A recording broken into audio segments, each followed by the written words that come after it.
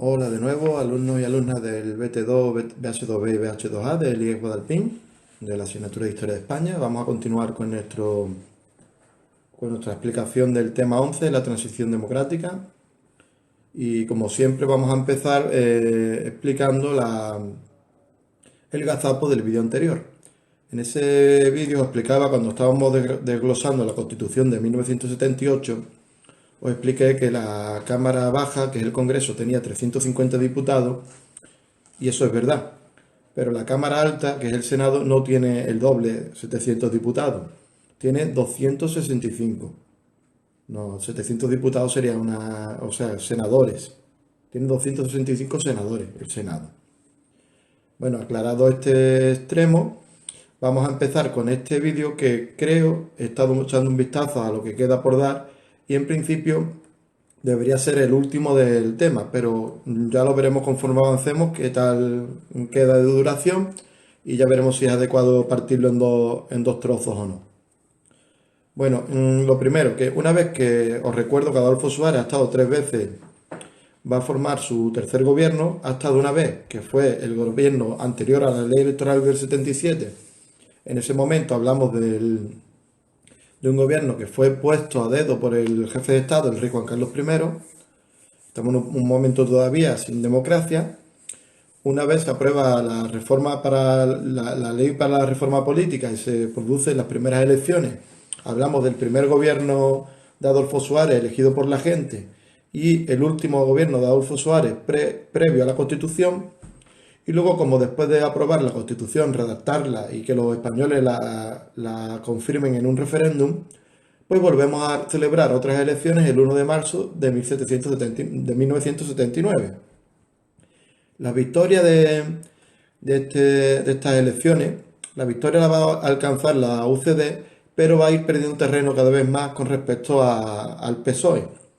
El PSOE se convierte en el primer grupo de la oposición y cada vez va a tener más presencia en ayuntamientos, en la política, como vamos a ver en este bloque.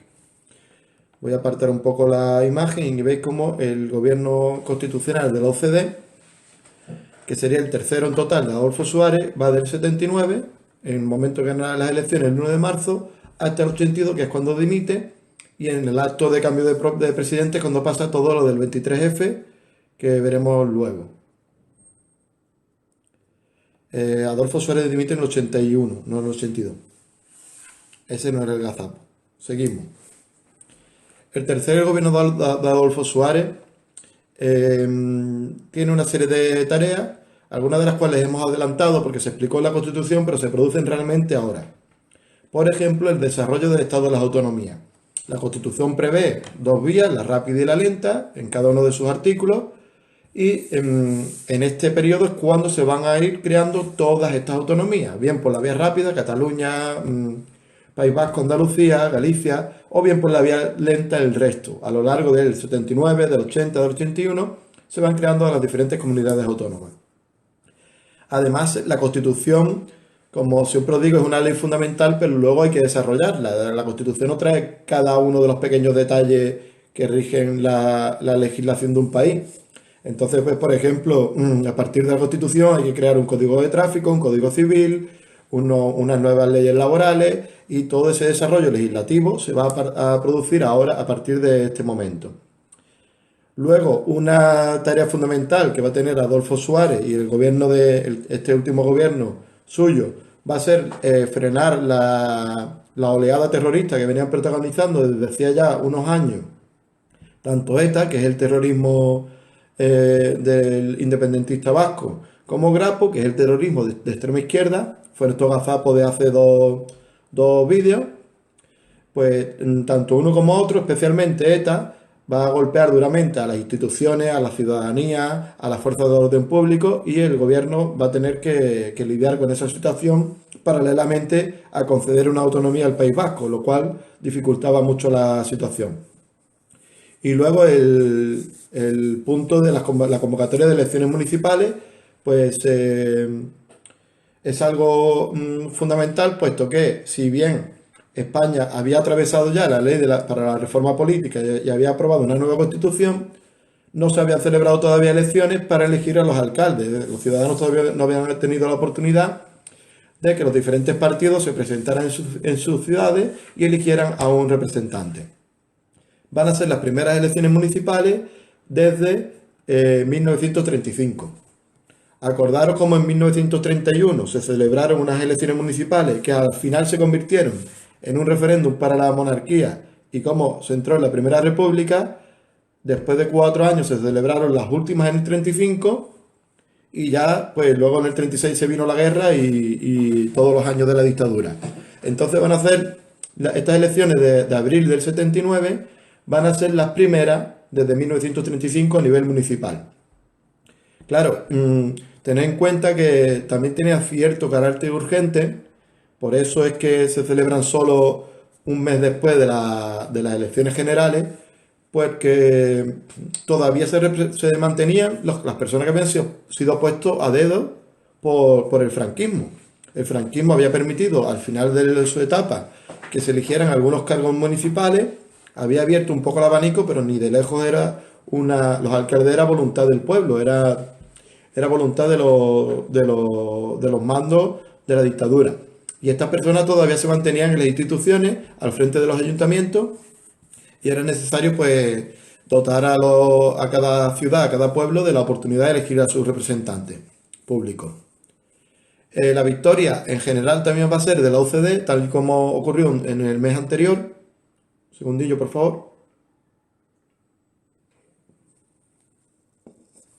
La victoria va a ser de la UCD tal como sucedió en el vídeo anterior, pero en este caso va la coalición PSOE-Partido Comunista, no sé si os suena de algo, de situaciones actuales, está un poco de imaginación, pero se produce una coalición entre un partido de izquierdas como el Partido Comunista y el Partido Socialista, también supuestamente del centro izquierda, y arrebatan a la UCD las principales alcaldías del país, como son Madrid y Barcelona, por el número de habitantes, por riqueza, etcétera. Son los dos lugares más importantes dentro de del ámbito de las alcaldías, y los dos van a ser ocupados por el PSOE y por el Partido Comunista. ¿Por qué es importante esta victoria, o sea, esta coalición que ocupa estos dos ayuntamientos? En realidad, a nivel político no tiene mayor importancia, pues porque luego van a ir cambiando indistintamente para un lado o para otro, y tampoco es que eso marque una gran diferencia en la historia de la transición y la democracia.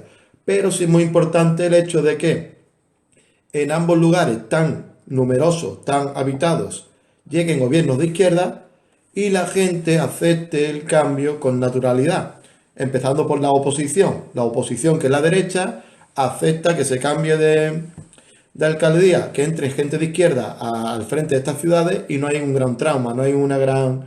no hay no hay ninguna polémica más allá de las que hubiera propias del mundo político, no hay grandes problemas, no se generan grandes problemas por esta situación. Eso es muy importante para entender cómo la transición va cumpliendo más o menos, con grandes dificultades, pero va cumpliendo más o menos su labor. Aquí aparece Enrique Teno Galván, que fue el presidente del Madrid. Este empezó por un partido socialista popular, se llamaba, que era el suyo, digamos, dentro del ámbito autonómico, y acaba integrado en el PSOE, y va a ser alcalde de Madrid desde aquel momento, del 79 hasta su muerte en el 86. Os recomiendo que busquéis cuando su discurso de investidura, porque es bastante interesante ver cómo menciona que él llega a Madrid para limpiar las instituciones de corrupción, para dice que llega con los bolsillos transparentes, y me parece que es muy interesante su discurso de investidura, y luego su labor más o menos estuvo también bastante bien. Pasó a la historia como el alcalde de la movida. La gente que creció en los 80 tiene un poco idealizada esa época. A nivel musical deja bastante que desear, pero bueno, em, se supone que fue una época de mucha libertad, de mucho movimiento cultural en Madrid, y Tierno Galván fue el alcalde, llamado el alcalde de la movida, el que estaba al frente de Madrid en aquel momento.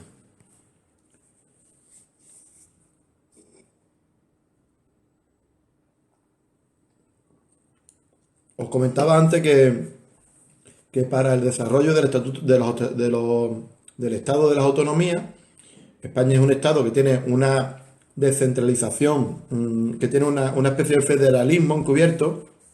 Lo que pasa es que obviamente no somos una república, no podemos hablar de república federal, pero nuestro modelo se parece muchísimo al que sería el alemán y en algunas cosas de Estados Unidos, en el sentido de que tenemos transferida multitud de competencias a nivel territorial.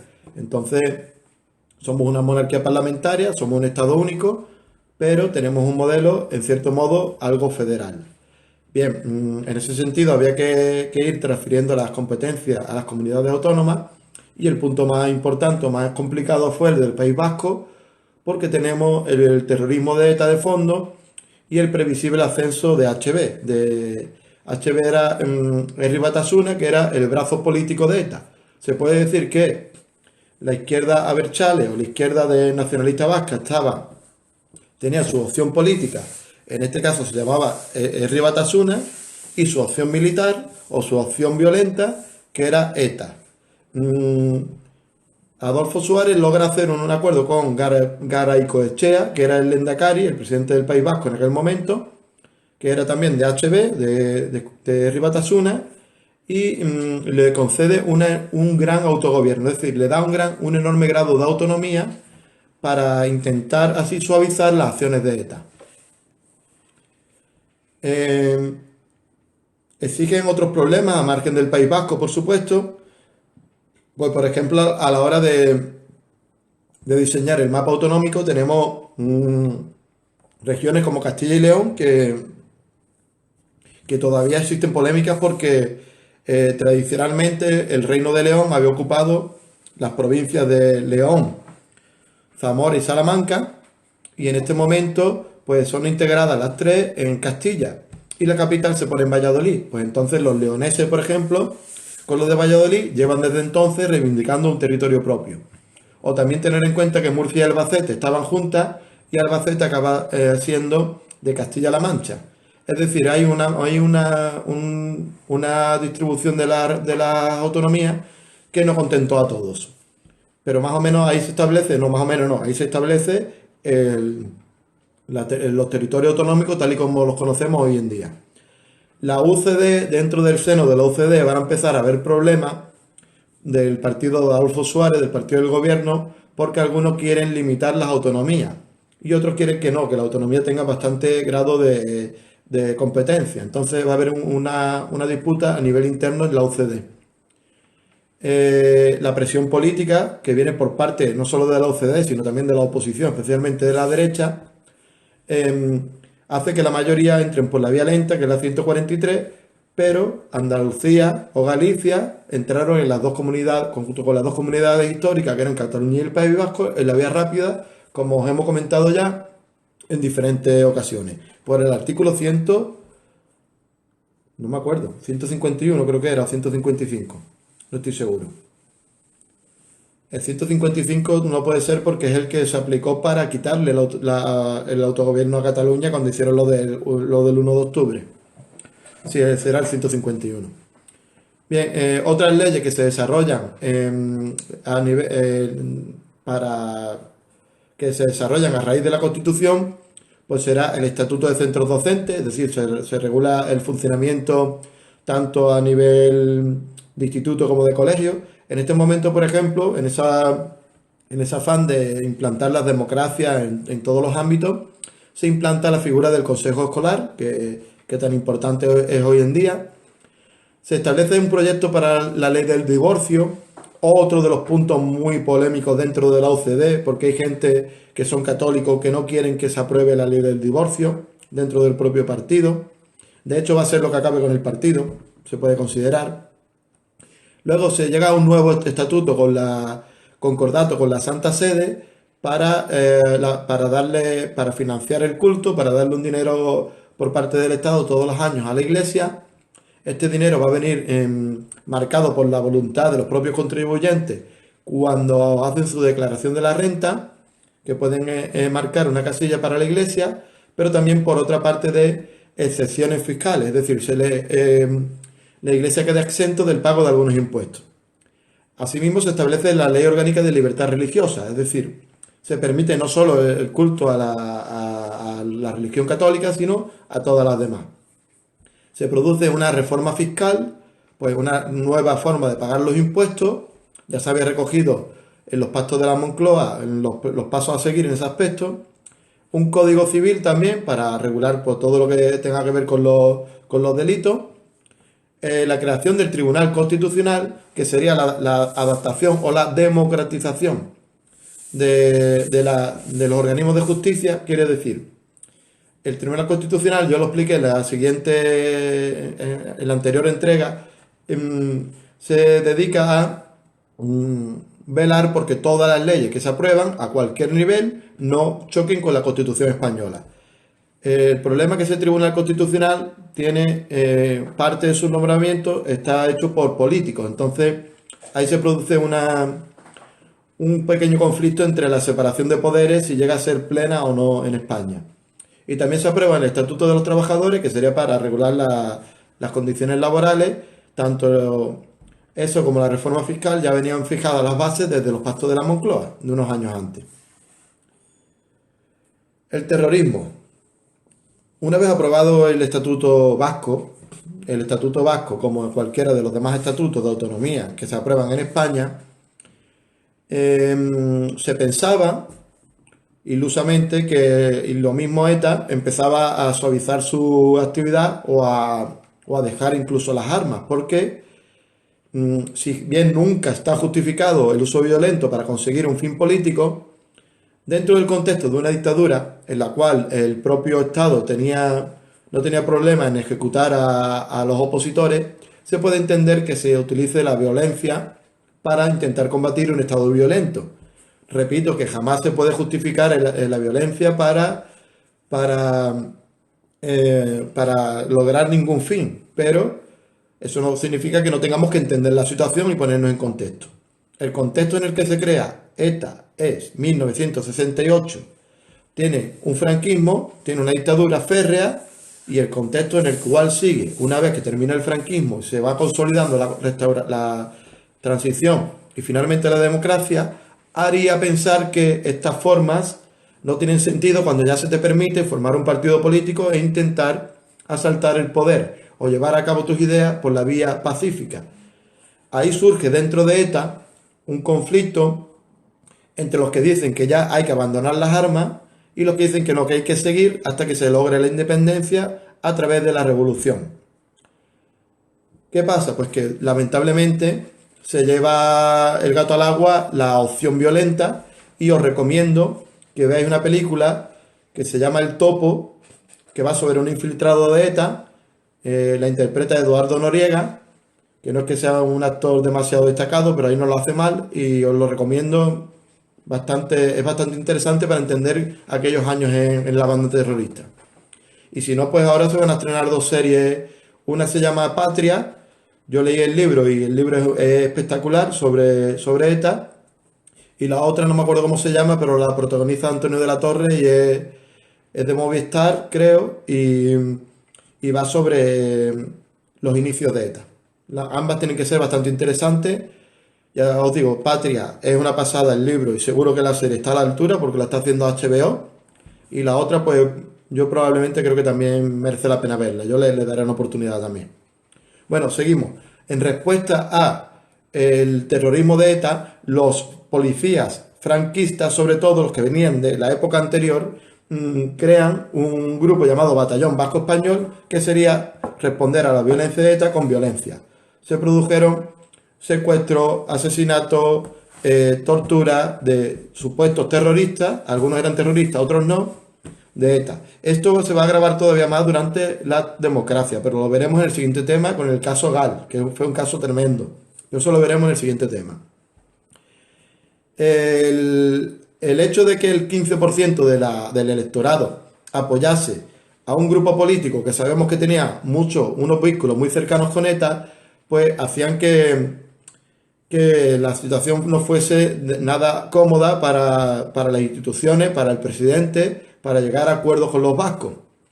Y la extrema derecha, además, pues lejos de de intentar apaciguar los ánimos, pues le echaba más leña al fuego, los veía como unos enemigos y utilizaba también la violencia contra ellos. Incluso decían que lo ponían como uno de los motivos por el cual deberíamos volver a una dictadura, la violencia y los atentados de ETA. Aquí aparecen diferentes logos y siglas de la izquierda Berchale. A ver, todos son el mismo partido, pero como cada vez que tenían o se demostraba su relación con ETA eran ilegalizados, pues tenían que cambiar de sigla y refundarse. Entonces, eso no está puesto en orden, pero a lo largo de la historia han sido Euskal Herritar Rock, Bildu, EH Bildu, que son ahora, Sortu, Herri Batasuna, en fin, Batasuna a secas, han ido cambiando los nombres, pero en el fondo siempre es la misma organización, es la izquierda Abertzale, que sobre todo al principio tenía unos vínculos muy cercanos a ETA. También es verdad que hay que ser conscientes de que también intervienen y tienen parte muy activa en el fin de ETA. Lo veremos en el siguiente tema también. Aquí aparecen los atentados y diría uno, bueno, ¿cómo durante la dictadura, como os decía, contra un Estado opresor, autoritario, se establecen una serie de atentados? Y cómo luego, a partir de la muerte de Franco, fijaros, desde que murió Franco hasta el final de año, solo uno. Pero luego, a partir del año 76, no es que se redujera, sino que aumentaron, llegando al extremo de que en el año 80 fijaron 93 muertos en un año.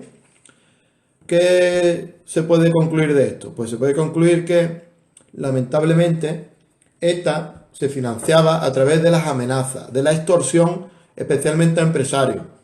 Los trabajadores, la gente de a pie, en cualquier taberna llamado Enrico Tabernas, que eran las tabernas que se dedicaban a financiar a ETA, dejaban donativos, pagaban parte de su sueldo, pero también los empresarios estaban obligados a darle dinero a la banda terrorista. Y si no conseguían ese dinero, pues podían exponerse desde un secuestro hasta tortura, asesinato, y fueron muchos empresarios los que mató ETA por no pagar el impuesto revolucionario que ellos llamaban. Entonces, mi teoría, que tampoco tengo tampoco un gran estudio profundo del momento, pero creo que se debe más bien a que cuando realmente tienen las herramientas democráticas para formar un partido y ganar las elecciones o intentar ganarlas y cambiar las cosas desde la política, a esa altura ya ETA ingresaba muchísimo dinero y más que una banda terrorista con tintes políticos, era en realidad una banda mafiosa, que lo que hacía era sacar dinero a empresarios y a trabajadores. Entonces, yo imagino que en ese seno, cuando se produce el conflicto entre los que quieren abandonar las armas y seguir por la vía política y los que quieren seguir por el armamento, por el tema de la extorsión, en el trasfondo no hay una voluntad de ganar, de alcanzar la independencia del País Vasco. Realmente lo que hay es una banda mafiosa que sacaba muchísimo dinero de eso y que utilizaba cualquier medio. Esa es mi teoría y yo creo que es lo que puede explicar que cuando llega la democracia, en vez de dejar las armas, lo que hagan es aumentar el número de atentados. Por otro lado, no solo fue esta la preocupación del gobierno, teníamos otros grupos que alentaban a la violencia y uno de ellos fue Fuerza Nueva. Es un grupo de ultraderecha liderado por Blas Piñar. Si podéis buscar en internet algún discurso de Blas Piñar, da bastante miedo. Son discursos muy violentos, muy agresivos. Santiago Abascal parece una monja de la caridad al lado suya. Y luego, pues como curiosidad, deciros que hace poco falleció, lamentablemente de coronavirus también, Lorenzo Zan, que fue presidente del Real Madrid. Y este hombre, como presidente del Real Madrid, era una persona muy cercana a Blas Piñar. Ambos tenían una notaría que regentaban los dos juntos. Eran notarios. Y bueno, como curiosidad, deciros que el escudo del Madrid tenía una franja morada que lo atravesaba por detrás del círculo. y esa franja, como era morada y recordaba a la Segunda República, aunque no tiene nada que ver con eso, pero a ese hombre le recordaba, pues cogió Lorenzo Sanz, como os digo, una persona muy cercana a Blas Piñar, y decidió ponerle una banda azul, oscura, y quitarle el morado. Bueno, eso es simplemente una curiosidad que cuando he visto a este hombre me he acordado de ella. Más obstáculos de Adolfo Suárez. Como ves, este hombre no tuvo unos gobiernos fáciles, ni mucho menos. Entre el 79 y el 81 debe democratizar tanto la administración como la policía como el ejército. ¿Qué significa? Tened en cuenta que llevamos 40 años que estas personas, funcionarios, policías, ejércitos, han entrado ahí en una dictadura con unos mecanismos que algunos han hecho sus oposiciones de forma normal, pero la mayoría han entrado puestos por la dictadura y se ponían gente afín a la dictadura. Entonces, en ese sentido, tanto unos organismos como otros tenían que, primero, establecer un nuevo modelo de acceso y luego conseguir que, sobre todo, los grandes mandos juraran fidelidad a la Constitución y al gobierno y no al Estado, en definitiva, y que no dieran problemas ante una democracia que todavía está en pañales y que está dando sus primeros pasos.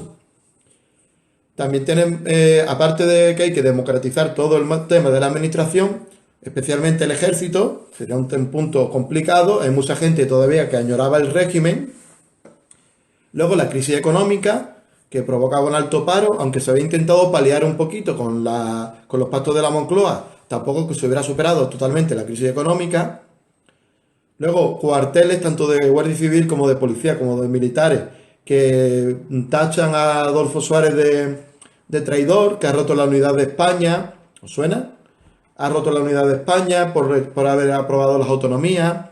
Le piden mano dura contra ETA. Le piden que no legalizara porque le dicen que es un traidor por legalizar el Partido Comunista. En fin, lo ponen fino.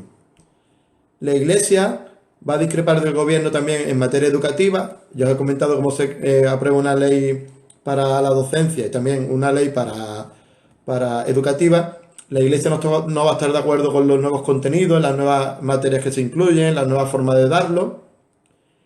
Y encima, el PSOE le hace una moción de censura a Adolfo Suárez que, si bien no termina con su mandato, le daña mucho la imagen. ¿Por qué? La primera moción de censura de nuestra democracia llegó muy pronto y fue la que le hizo Felipe González del PSOE a Adolfo Suárez. Vamos a ver. Os explico rápidamente lo que es una moción de censura. Hace poco tuvimos una, que fue la primera que triunfó, por cierto, que fue la que le hizo Pedro Sánchez a Mariano Rajoy. El Parlamento es el que aprueba la formación de un gobierno. Si ese gobierno ha alcanzado mayoría absoluta, es de suponer que todos los de su partido le van a votar a favor y ese presidente va a resultar nombrado. Pero a veces hay mayoría simple, como puede ser el caso actual. Cuando hay una mayoría simple y se somete a referéndum la votación, se somete a la votación de los diputados, te puedes arriesgar a que, aparte de los tuyos, no te apoye nadie más o no llegue a la mayoría absoluta y, por tanto, no puedas formar gobierno. En este caso, la UCD tenía mayoría simple y Felipe González, con todas las dificultades que se estaban arrastrando y que hemos estado comentando a lo largo del vídeo, decidió ponerle una moción de censura que Adolfo Suárez superó, pero tengo aquí los datos, los he anotado antes, pero fijaros el margen de apoyo que recibe. Solo recibe votos a favor 166, que son los de su partido, pero recibe en contra 152, que fue el PSOE, el Partido Comunista, algunos partidos nacionalistas, 21 abstenciones y 11 ausencias. Quiere decir que salió adelante la permanencia de Adolfo Suárez en el gobierno, porque la moción de censura hay que agarrarla, no vale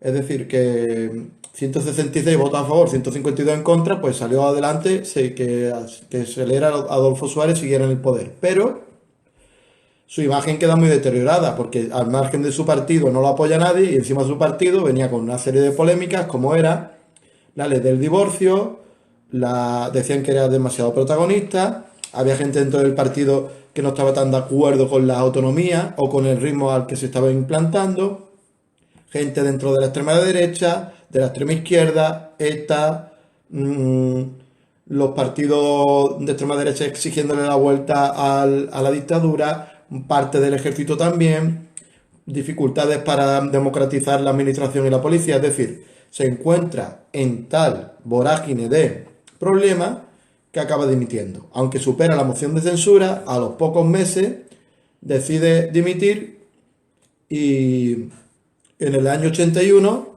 pone su cargo, abandona su cargo y en el día que se está cambiando de presidente, Adolfo Suárez, presidente saliente, Calvo Sotelo, a ver si aparece por aquí, Leopoldo Calvo Sotelo, presidente entrante, ese día se produce el 23 de febrero del 81 en Madrid, en el Congreso de los Diputados, se produce el intento de golpe de Estado de Antonio Tejero.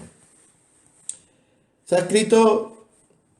han escrito ríos de tinta que se dice sobre el golpe de Estado del 23F. Yo os animo a que veáis las imágenes. Es curioso cómo Antonio Tejero, un teniente coronel, irrumpe en el Congreso de los Diputados, el famoso grito "quieto todo el mundo", interrumpe al presidente de las Cortes que está hablando y primero ordena que todo el mundo se eche al suelo. Como no hacen caso, pega varios disparos al techo. Si visitáis alguna vez el Congreso de los Diputados, se pueden ver los agujeros todavía en la cúpula del Congreso. Yo creo que se supone que lo han dejado para que no nos olvidemos de este lamentable episodio. Y como la gran mayoría de los asistentes pues se meten debajo de su escaño, de su asiento, excepto Adolfo Suárez, Gutiérrez Mellado, ministro de Defensa, que es el que aparece en la imagen que están aguantando, y Santiago Carrillo. No sé si hay alguno más, pero no me acuerdo si hubo alguno más. Lo que han dicho luego posteriormente Gutiérrez Mellado, bueno, Gutiérrez Mellado se enfrentó, no solo no se sentó, no se agachó, sino que se levantó y se enfrentó directamente a ellos. Y lo azarandean, lo tratan mal. Adolfo Suárez y Carrillo dijeron posteriormente que ellos no se ocultaron porque pensaban que si el golpe salía adelante ya estaban muertos directamente. Adolfo Suárez por ser el presidente que todos consideraban un traidor por parte de la extrema derecha. Y Santiago Carrillo es que era comunista. Entonces, el golpe de Estado era en teoría a favor de volver al franquismo o de volver a una dictadura. Pues obviamente esos dos tenían todo las de perder. Bueno, fueron 200 guardias civiles, tomaron el Congreso con los diputados y el gobierno, que estaba también presente, por supuesto, y hace un llamamiento, lo que se hace en un golpe de Estado, hace un llamamiento a las tropas. ¿Qué pasa desde aproximadamente las 6 de la tarde que se produce esto, hasta las 1 a las 2 de la mañana que habla el rey? El rey sale a hablar por la noche. En ese intervalo, la versión oficial dice que el rey Juan Carlos llama general a general y les ordena que no le hagan caso al golpe de Estado, que se quede cada uno en sus cuarteles y no se les ocurra sumarse al golpe. Una vez que ha convencido a todos los militares, aparece en la tele y da un discurso ordenando de nuevo a todos los militares, a todas las fuerzas de orden público y del ejército, que condenen el golpe y que no se les ocurra sumarse a este. La gente pues no, obviamente se asustó, se quedó en casa, la mayoría se ocultó donde pudo y hubo quien como Milán del Bosch en Valencia sacó los tanques a la calle y si bien no incumplió ninguna ley, está la curiosidad de que respetó los semáforos y por tanto no se le pudo imputar ningún tipo de alteración. Sacó los tanques a la calle, pero como respetó todo el orden establecido, simplemente que utilizó los tanques como una forma de intimidar a la población sin llegar a usarlo, no se le pudo condenar. Fue lo máximo que se llegó. que Milán del Bosch llegó, sacó los tanques a la calle. El resto de militares o de generales no apoyó el golpe y Tejero pues acabó en la mañana del día siguiente, fue soltando rehenes hasta que diputados poco a poco, hasta que se entregaron. Los guardias civiles a su cargo, en teoría, fueron absueltos porque obedecían órdenes y él acabó en la cárcel. Y otra curiosidad es que su hijo acabó siendo cura en Marbella. Buscarlo, que el hijo de Antonio Tejero fue cura aquí en la iglesia, creo que en la iglesia de la Encarnación. A eso ya no estoy seguro. Pero el cura en Marbella fue el hijo. Y también fue el cura, el hijo, el mismo que fue el cura de Marbella, fue el que dio la misa de Franco en este día que lo quitaron del Valle de los Caídos y le hicieron una misa antes de volver a enterrarlo. La misa se la dio el hijo de Tejero. Vamos a continuar un segundillo.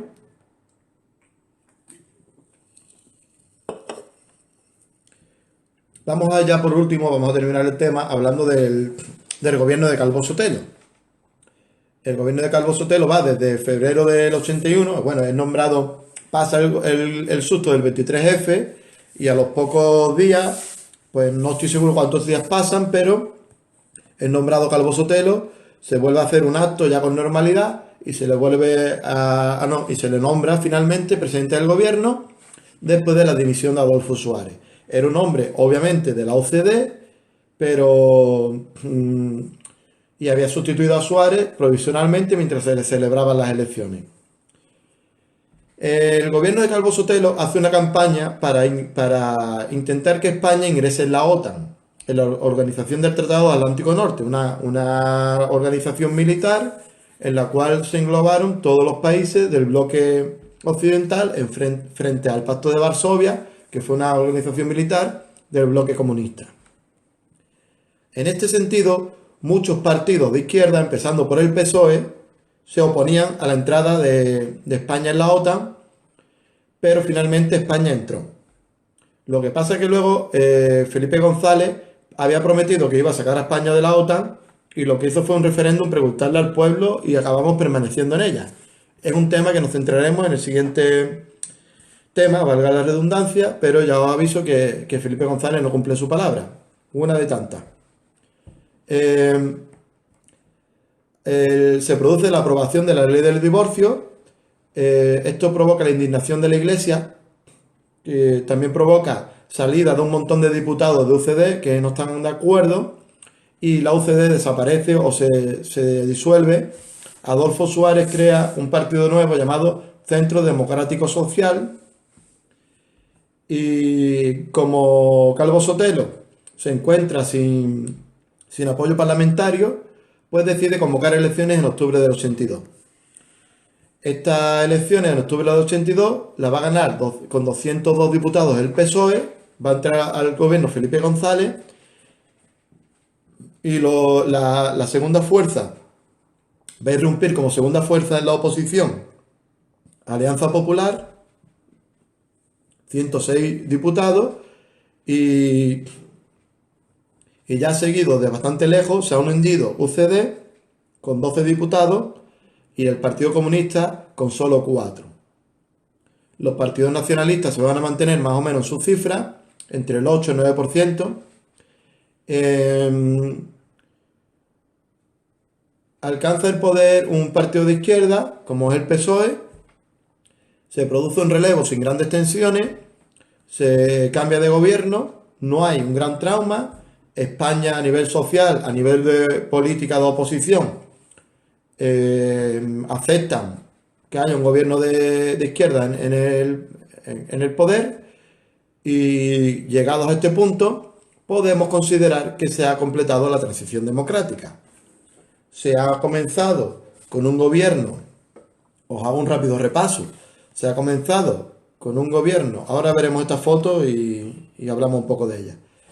Ha comenzado con un gobierno puesto por el mismo que tenía puesto Franco, que era Arias Navarro.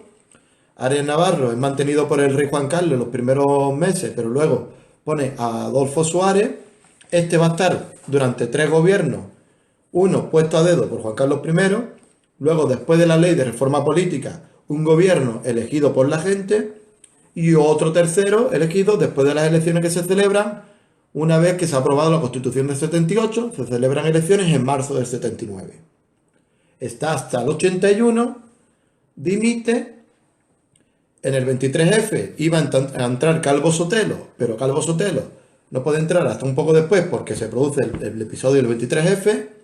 Y finalmente tenemos el gobierno de Calvo Sotelo y en el año 82 las elecciones y el triunfo del PSOE. Os decía que hablaríamos de esta foto. Esta foto no está claro si es un montaje o es real. Yo la puse porque cuando hice las diapositivas hace unos cuantos años, estaba de moda la serie Narcos, protagonizada por Pablo Escobar, la primera serie, la de Narcos México, no la de anterior. Y bueno, como este hombre se metió en política, sí parece demostrado que dio dinero para financiar la campaña del PSOE y parece que esta fotografía parece que es cuando el PSOE gana las elecciones y Pablo Escobar vino también a celebrar con los diputados del PSOE esta victoria. No estoy diciendo ni que el PSOE tuviera nada que ver con el narcotráfico ni nada por el estilo. Simplemente que este entró en política y tendría algún tipo de relación con estos partidos, que al fin y al cabo eran partidos socialistas que eran orientados al voto del pueblo, de las masas populares. Hay que acabar el tema con esa conclusión de que cuando España ve el triunfo de un partido de izquierda, como se supone que era el PSOE, y acepta con normalidad el cambio de gobierno y con los problemas de trasfondo que nos van a acabar, que vamos a seguir hablando de ello en el siguiente tema, por supuesto, pero se produce cierta madurez que podemos considerar que se ha cerrado el ciclo de transición y hemos entrado ya plenamente en una democracia que analizaremos en el siguiente y último tema de nuestro año. Espero que todo vaya bien y que a las alturas de que se ha publicado este vídeo ya andemos muy cerquita del fin del confinamiento. Un saludo y mucho ánimo a todos.